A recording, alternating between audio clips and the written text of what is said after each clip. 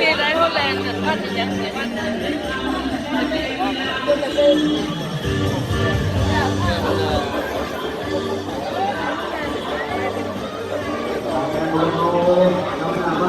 ยังข้อสนามกีฬาเจ้าโรงแต่รถสามหม้อผู้บริการ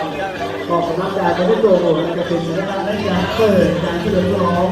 วันโอลิมปิกลาโอพ่อ40 ปีอย่างเป็นทางการและหลังจากนั้นจะมีการแสดงศิลปะจากวิทยาลัยศิลปศึกษา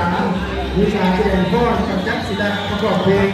การแสดงมวยยูสู้ประกอบเสียงเพลงและมีการเต้นเชียร์